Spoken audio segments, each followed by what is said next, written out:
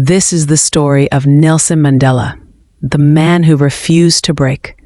Some men break when life puts them in chains, but some break the chains instead. Born in 1918 in a small South African village called Mvezo, his birth name was Rolihlahla, meaning pulling the branch of a tree or troublemaker. But a school teacher gave him a new name, Nelson, an unknowingly renamed history. His name was Nelson Rolihlahla Mandela, but the world came to know him as Madiba, a name of respect from his Thambu clan. He grew up herding cattle and listening to stories of his ancestors' bravery. But little did he know, his name would one day stand for freedom itself. As a young man, Mandela believed in learning.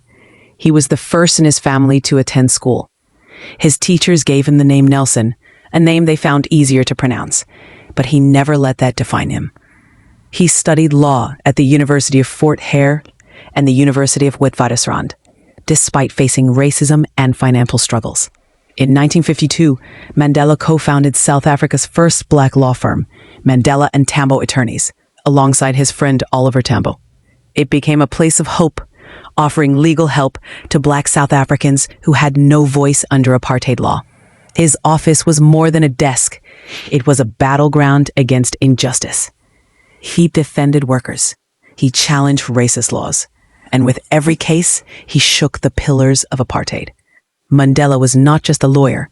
He was a freedom fighter with a burning belief that all humans, black or white, deserve dignity. He joined the African National Congress ANC and led protests, strikes, and campaigns against the brutal apartheid system. In 1961, when peaceful protests were met with bullets, Mandela co-founded Umkhonto we Sizwe, the ANC's armed wing, to fight back. But the government saw him as a threat, a rebel, a terrorist. In 1964, he was sentenced to life in prison. He spent 27 years behind bars, 27 birthdays, 27 Christmases, 27 New Year's days, all behind cold iron bars, for simply fighting for what he believed was right, equality for his people. During his imprisonment on Robben Island, he crushed stones by hand under the blazing sun, and yet he never allowed his spirit to be broken. His wife, Winnie Madikizela Mandela, stood by him. She became a symbol of resistance herself, raising their children and continuing the fight on the outside, under harassment, violence, and surveillance. She was his strength in silence. In 1990, after nearly 3 decades, Mandela walked out of prison a free man with his fist raised high, his heart full of forgiveness, and with a smile, it changed the world.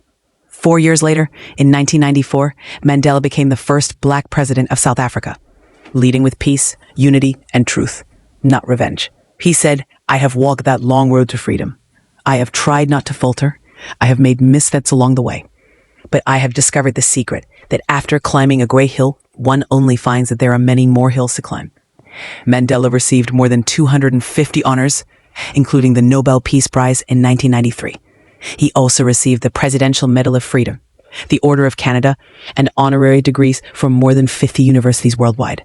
But beyond awards, his greatest legacy was teaching the world that courage is not the absence of fear, but the triumph over it. "It always seems impossible until it's done," he said. "Education is the most powerful weapon which you can use to change the world. No one is born hating another person because of the color of his skin." Nelson Mandela passed away on December 5th, 2013, but his voice still echoes across generations. He taught us that chains can break, walls can fall, and even in the darkest soul, hope can still rise. This was the man who refused to break. If Mandela's story touched your heart, don't just scroll past. Leave a comment. What inspired you most? Share this story to light a fire in someone else. Follow this page for more powerful stories of African legends, hope, and courage. Because some stories aren't just told, they are felt.